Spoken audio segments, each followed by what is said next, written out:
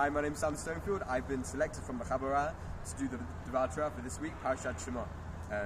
Parasha Shemot is very exciting because we're entering a new sefer of the Torah. Even though all the Chamishei Torah are part of one continuous story, each book has its own style and is different from the other.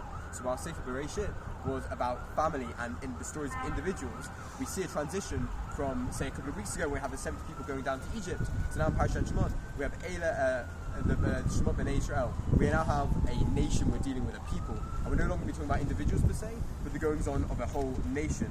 In the first, even though we call it Sefer Shemot now, the first parak of Shemot is very anonymous.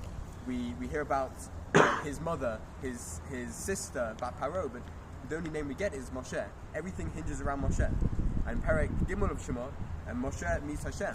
But he doesn't just meet Hashem in Parak Gimel, he meets Hashem several times throughout Shemot. The first time is at the sneh, at the burning bush, where Hashem says to Moshe,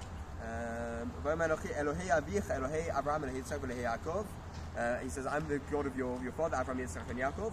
We find a few parakim later, and God said to Moshe, I am Hashem.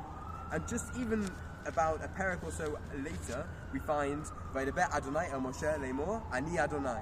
And Hashem spoke to Moshe saying, I am Hashem. Now, if you're a chazav fressing apokoros, a heretic who reads Tanakh on one hand and is ham sandwich in the other, then you're going to look at this and say, we have three different stories and they were spliced together.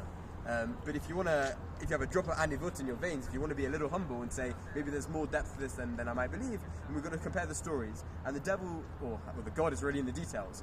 How so? We look at the first story. The first story, we mention nothing about the covenant with Abraham. Nothing about, even really about Eretz Canaan so much, but there's just a land and it's flowing with milk and honey. This is the story of Hashem rescuing a people for the sake of justice. In the next story we have, it is all about the Berit. Hashem refers to Abraham, Yitzchak, and Yaakov. The name Kel Shaddai is used, which is the name Hashem often used when it comes to the Avot. And in the third story, he says, only go speak to Pharaoh. There's no mention of Am Yisrael, there's no mention of the Berit. It's just about speaking to Pharaoh. We have three different dimensions of Yetziat Mitzrayim here. On one hand, we have Hashem rescuing a people for the sake of justice. That there is injustice in the world, and Hashem is going to enter the world in order to deal with it. On the other hand, we have Hashem made a promise. He made a promise to Abraham, Yitzchak, and Yaakov, and He's going to fulfill the promise, Brit Ben Hatabarim, and He's going to rescue the people and return them to Canaan, as He promised. And the third, we have Pharaoh has established himself as God. Pharaoh is king of the world, and Hashem can't have that. Hashem, Hu Elohim. Hashem is the one in charge, and Hashem is going to come, and He's going to cast judgment over all the gods of Egypt, and He's going to re-establish Himself as the supreme moral power in the world. We like to think of the Exodus sometimes as it's for this or it's for that or it's particular, but there are many different dimensions. It's a complex story with many different perspectives and reasons. So we get these three different introductions between Moshe and Hashem in order to show us those introductions. Shabbat Shalom.